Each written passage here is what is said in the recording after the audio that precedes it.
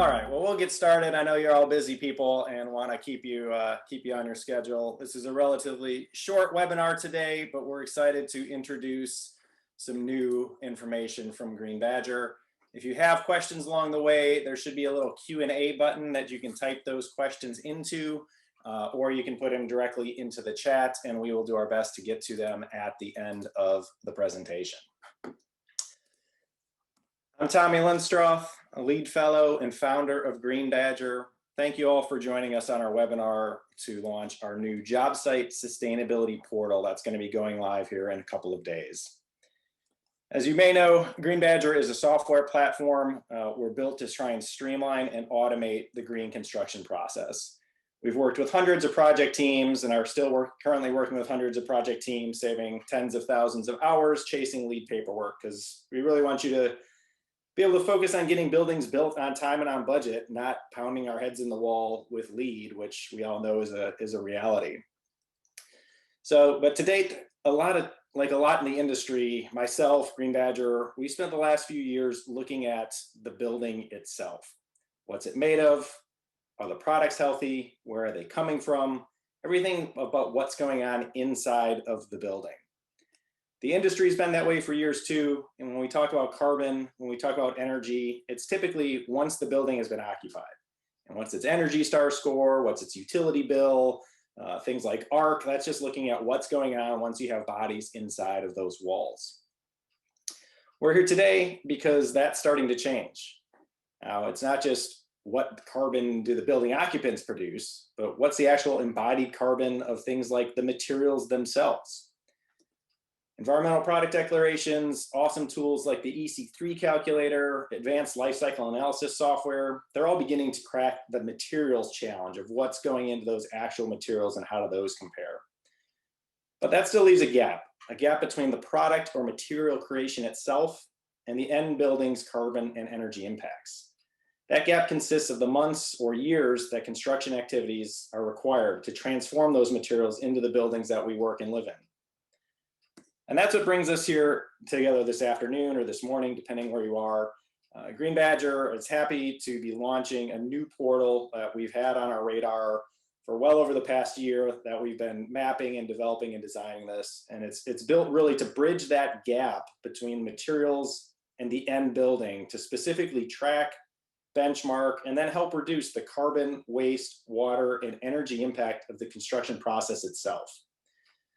It's also going to offer an expanded platform to what we already do, which includes waste management, indoor air quality management, erosion and sediment control, and all of the other LEED compliance options. So this is another layer you can have, whether your project is LEED certified or not, to begin to embody sustainability into your everyday construction activities. We're also including an on-site wellness options, and other functionality to help general contractors show compliance with the contractor's commitment, which I know a lot of you are involved in, as well as to be able to easily report back to owners who are starting to ask you, we know this, the owners themselves are asking you to report those up because they roll up into their own environmental footprint and their own carbon metrics. As with our current platform, the Jobsite Sustainability portal is built to manage one project or 100, but all with easy-to-use dashboards, a super easy, intuitive user interface, mobile apps, and third-party integrations. An individual project team member, they're going to focus on just the metrics and data responsible to them, while organizations can take a more holistic approach with our corporate dashboards that allow for data aggregation and comparison, benchmarking, and corporate reporting. We've got plug-and-play widgets that will allow users to determine the dashboards that are relevant for them and which metrics project teams should track. We're not all the same. Companies are going to set internal goals. You can compare your projects against them or use industry standards as we begin to benchmark hundreds of projects. We know some groups will just be dipping their toes in, and they just may want a standardized platform to track construction waste, while others may be diving into operational carbon or even carbon generated by product transport or job site commutes. Our system is built to accommodate any and all of those options so that you can really use it for how it best suits your organization. And so now let's take a look at how this will work for the users themselves.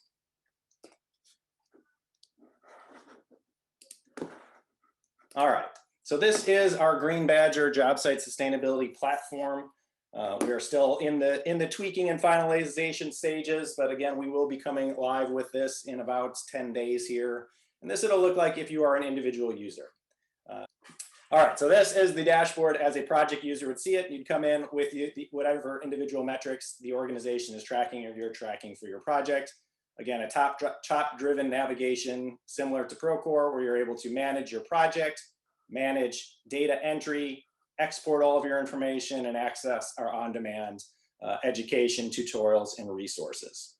From your dashboard, again, you could begin just to go in and begin to start making entries, or you could enter into each of those respective metrics where it breaks it down into even more detail. So rather than just waste diversion percentage, we're able to see versus our corporate goal, versus normalizing over pounds per square foot, getting the breakout of the various materials that we are recycling. We've got an approval process in here. So as you begin to make entries, we've got multiple user roles. Some may choose to make an entry and it's automatically approved and goes in. Others may say, hey, we want to be able to review and approve that. So based on the user roles, you can set up to have permission so that things are included or not until they're approved, and then tracking over time. So again, once you get your information in here, there's a million different ways we can begin to parse and start to look at the data that you have within your project. For each metric, the entry is super easy, driven, again, with a really easy user interface that should be self-explanatory. You get your monthly construction report. You can put in a specific waste ticket number if it has it. Otherwise, just add whoever your subcontractor was. You can distinct between demolition and construction waste. Everything requires a time frame so you can begin to look at those over time. So we had a dumpster pull from March and it went through the end of March. You can assign individual people. So once your team is loaded, you can say, all right, well, I'm not the reviewer. This person's the reviewer. Here's my monthly waste report, and it's pending because I'm not authorized. This person needs to come in here and approve it. From there, for waste, you would just simply pick what are the materials, what are you doing with it, and what's the grand total you have for that month. Add as many as you need. You can type in custom entries. If it's things we don't have in there, it'll save it and be there for you next time. Otherwise, just go and finish your report. Say we had some waste in there as well. That ended up in the landfill. Save it, and you're good to go. 30 seconds in, once a month, you've got your metrics updated and you're off to the races. And you can see which ones are approved, which ones aren't. If I needed to come in here and approve this, then you'd simply come back in and say, all right, now it's good. This all looks great. I'm going to approve it. Boom, you are good to go. You can navigate to the other dashboards then, again, through the top navigation, or just go in and directly begin to make entries if you're so inclined. The energy side of things, no different. Here we're rolling up your energy by types, by source, by your carbon intensity over time. Again, that's as simple as pulling in your energy, your monthly bill, whether it's your temp power meter, the power to the trailer, however you're getting that, whether it's on-site diesel, on-site gas that you're using for equipment or for generators. Just pick the fuel type, put in your quantity. We have 2,500 kilowatt hours, pick your unit type. Our friends at Georgia Power are selling us those kilowatts. It cost us 150 smackers, and say this was for project to date in April. Fill in those dates. Maybe this one doesn't have anyone I want to assign it to. I'll leave it blank, put in my bill, and I'm pretty cool, so I'm just going to approve this right away.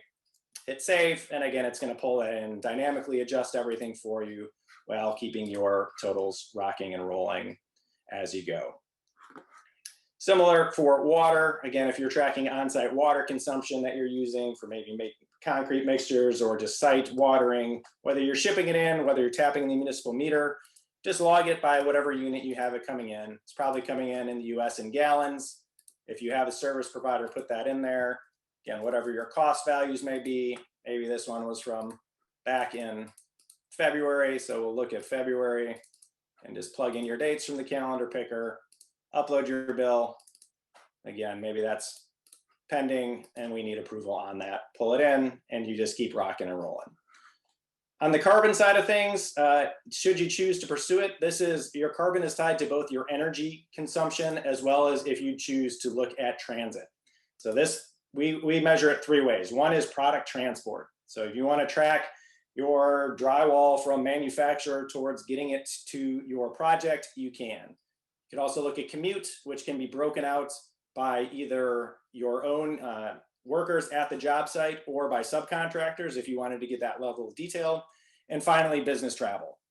Any travel you'd have associated with your project, project team members needing to fly in for visits, things of that nature, you could account for that as well. Again, it's just simply pick which option it is, put in the time frame. Yesterday we had some concrete show up at site. Again, you could pick the type of vehicle. A lot of your shipping is going to be medium to heavy truck. This came from 70 miles away, and it's our concrete for concrete sub 1. Pull it in there, and again, that's just going to quantify it, get it into kilograms and tons of CO2, and you're able to start seeing how that's impacted. The next couple of options are really site inspection based, and those fall into your erosion and sedimentation or SWIP reporting. We've got the job sites, wellness is going to be mobile inspection, the indoor air quality is mobile inspection, and then we've got a general inspection, which is pretty cool because it allows you to build your own custom templates. So you can come in here and just create a new blank template where you can inspect whatever you want.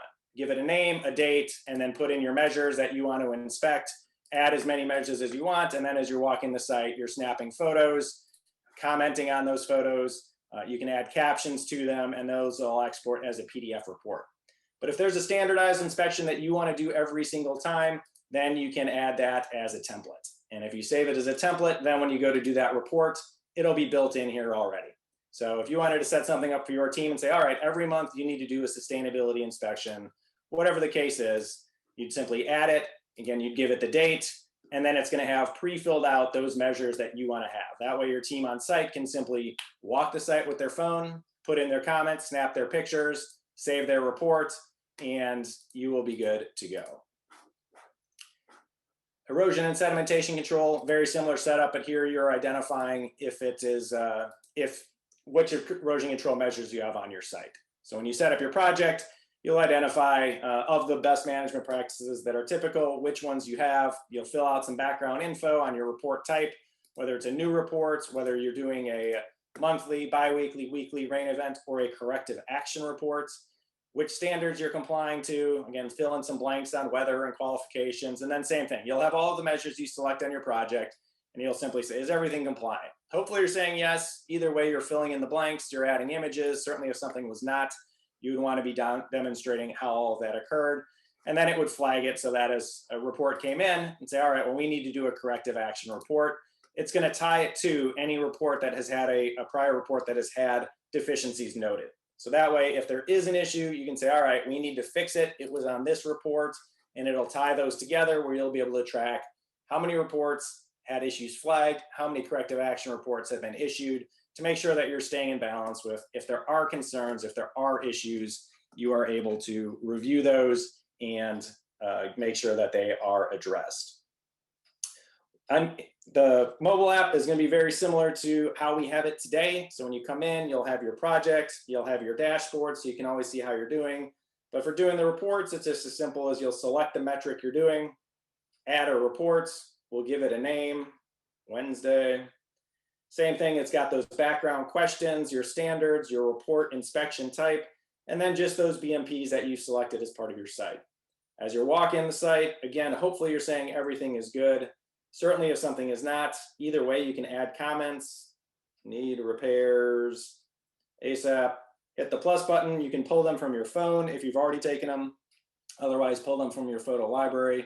Everything will be date and time stamped. Just snap your photos, get to the end of the report, give it your autograph, save it, and you are good to go.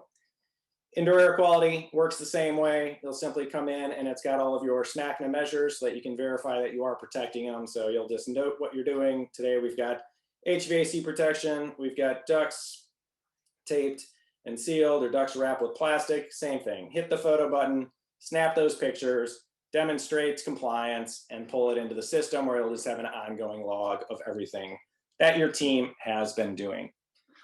Those all get pulled into our exports, of which we've got a number. Each metric is going to export its own sheet, so you'll have different report options depending on which of the metrics you're exporting, as well as an overall project export of all of your data, as well as a summary of that. So if you are doing an individual inspection report for erosion control, wellness, IEQ, any sustainability inspections, general inspections. You'll get a report that summarizes your details, again, showing you your measures, your compliance, your photos, date and time stamps. You can install captions or edit captions under each of the photos so that you can break up where things are on site. And in this case, it's got the certification statement, but each one will be a 1 to 2 page PDF. You know, on the energy side of things or the waste side of things, it's just going to summarize this up. So if you do need to send these to an owner on a monthly basis, you can just click export, send them the monthly update, and you are good to go. If you need a total project export, that's just going to roll up all of your metrics. It's going to normalize it over a couple other sustainability attributes. And again, just give you those breakdowns of consumption, diversion, whatever the case might be that you are tracking on your specific project. That data all then comes in Excel format as well. So each option that has data entry, the reports, you'll get zip files of the actual inspection reports, your waste, energy, water, carbon, you'll get Excel files so that if you need to take that data and pull it into some other system, you'd be able to manipulate that yourself without too much effort. All of that then rolls up into your corporate dashboards, which get pulled in up here.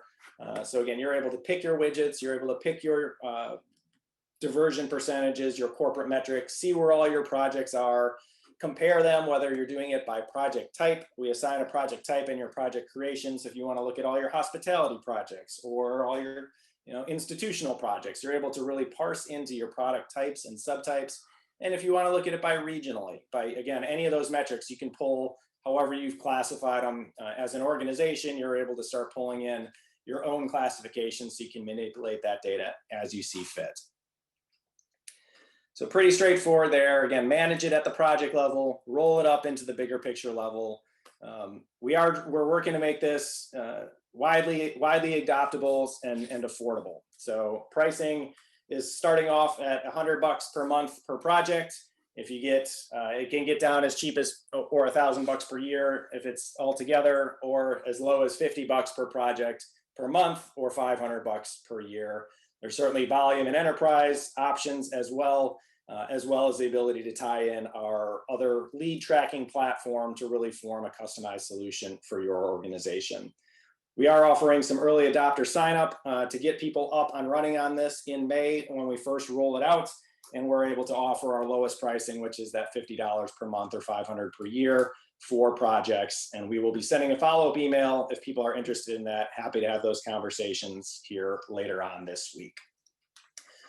And so that really wraps up, again, 20-minute overview of new functionality we're coming out to help manage these job site metrics and really begin to help our organizations, our companies, our partners look at their efforts. Where can we benchmark? Where can we improve? And try and do as best as we can. And we're going to layer lead on top of this. We're going to layer well on top of this. As again, all we're doing here is we're working in our software every day to make it more functional, more usable, and more adaptable. This, if you're using our current system right now, this new UI is going to be coming in to that.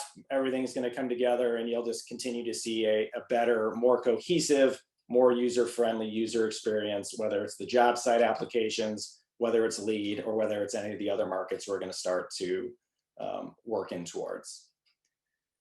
So with that, I'll just pause and we'll just take a look and see at any of the questions that might have come in over the past 20 minutes and answer them as best we can. All right. First question here is about integrations with construction management software such as Procore. It is not meant to replace Procore. Procore is still going to manage your schedule and your submittals and financials if you have those options. What we will do is what we do now. We have an embedded app in Procore. So if you go to Procore, you can search the Green Badger app. Their app store is a little weird. I don't know the exact levels, but if you're a Procore user, there's like Procore admins within your organization, and they have to approve the app. But once they approve the app, then you can have your dashboard embedded in. So you would have this dashboard inside of Procore where you'd be able to just quickly access it for updates or go in there to just make entries. So it is, we will have an embedded app for this within Procore. We have one for our existing software in BIM 360, so we would look to do that as well. And we're continuously looking at other third-party integration partners. All right, track embodied carbon of materials incorporated in the building, similar to EC3. We are not focusing on that because EC3 is doing that. So right now, they are focused on the material side of things. We're focused on the actual construction activities themselves. Down the road, do I foresee an integration so that you can take that complete package together? Yes, that would be a logical next step. But for now, that tool is really good for the materials they have in there to help identify those things. We would say, all right, well, you've identified that. Well, now let's bring in the carbon that it took. They've told you the embodied carbon of your drywall. Well, we'll tell you the carbon of getting your drywall to your site and the energy you're using to install it. And then you can take that as a more complete package. Is there a better tool for existing credits, or are there new credits coming in LEED for job site sustainability? Right now, we would hope that this would be an innovation credit for LEED for tracking job site metrics. It's not a credit I believe they have yet, but it certainly seems like something that would fit into their pilot credit threshold. So we're suggesting that to them as they are still soliciting information for LEED version 4. And if you want to go and put that in, you certainly can. You can go to USGBC and go to their version 4.1 page, and they have a box for suggesting proposals. And certainly that would be access that could be useful. All right, can individual projects with a larger portfolio be shared with on-site teams? Yes. So again, we have various levels of corporate admin, individual contributor, viewers, read-only. If you were a project team member, you would likely just see access to your project. If you were a regional person, maybe you've got access to all of the projects in your region.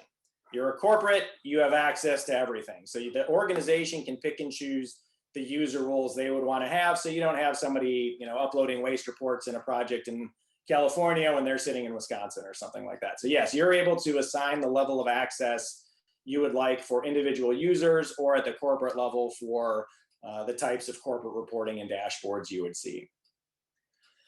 All right, at the beginning, wellness, didn't show that module. It is not available for us to show now. Wellness is in development. We are basing the initial part around the contractor's commitments to allow for inspections to show that things like fresh food and water and all those things are available. And then we're working on the additional levels of wellness metrics that we can have in there. So nothing I can show you today. Again, we're hoping to get this first launch here in the next 10 days. And then again, we continue to iterate and continue to add functionality as we see fit. Something like wellness, honestly, is something we'd love to get feedback from the teams on, because it's new for a lot of organizations. And what do you track and how do you track it? You relate it to heat days, to smog days. There's all sorts of things you could look at. And what we like to do is serve as sort of an aggregator of best practices, right? Like, we're not reinventing the wheel on tracking electricity on your job site, but what we're hoping to do is be able to provide a platform of saying, all right, well, this has worked on 50 other projects, maybe it can work for you too. So as we begin to get more people on here and we find a solution that works, maybe there's a standardized inspection that some teams have really come to love, and they want to share that and say, hey, this is a great best practice. I think across the contractor's commitment, that's one of the intents, is to really say, as a user group here, this is what's working for us. Maybe y'all can look at that. So as we begin to really figure out good ways of looking at that, that's just something we can continue to iterate on. How do you keep track of the LEED v4 addenda? Yes, so we just respond as it comes out. So they changed it in fall. There's a new one. They haven't published it yet, but it's in the reference guide. So you're going to see this is a digression from what we're looking at here, but it's sourcing raw materials, for example, is going to drop to a 15% threshold, and the 30% for the second point. The options too for EPDs and ingredient reporting, which had long been almost impossible, is going from 10 products to 5 products, and they're getting costs out of there altogether. And that's where it's great for us, because we can flip that switch on our software and it ripples out to all 500 project teams. You don't have to worry about changing your own standards. You don't have to worry about upgrading calculators. We monitor all of that in as close to real time as we can. When it becomes official, it's rolled out. let me tell you, I really love the fact that USGBC is deciding to rewrite an entire rating system using quarterly addenda. It is really fun to go in there and review it every couple of months with their super user-friendly addenda database to keep track of all these things. I'm hoping over Zoom doesn't dampen the sarcasm in my voice. But yes, we're doing our best to make sure that that is under control. And again, that's the cool thing is that your calculator with 50 rows of entries over 20 tabs is not obsolete because it's all on our system and we just roll out the new version to you. Are we looking into working with metering companies? Yes, that is definitely an option that we see as a phase 2 or 3 down the road. That is going to be more expensive for the users because they would have to obviously work and purchase the meter and get it installed. But we are looking to we have identified a couple. Again, we really need to get our baseline system out there, and then yes, we have an API that's going to have all sorts of interconnectivity, a la the Procore integration, and certainly the data stream is being set up so that we would be able to pull that information from meters that do have API connections as well. So with that, Jasmine, you have your hand up. I'm not exactly sure how I address that in Zoom here. But you will get a follow-up email just with a link to this recording. And again, if you want to talk further, there'll be we can set up time at your convenience. Again, we will be coming here live in the next 10 days or so, and are really excited to get some teams in here. So if there are follow-up questions, by all means, everybody here has got my email, and you will be receiving this from us tomorrow once we've got the video prepped and ready to go. And really appreciate all of the effort you all do on a day-to-day basis to improve the built environment, and look forward to continuing to work with you or start working with you if we haven't had the pleasure of doing so already. So thanks everybody for attending. Appreciate it. Hope you have a great rest of your Wednesday, and we will be circling back around tomorrow just with a recap and the opportunity if other questions arise.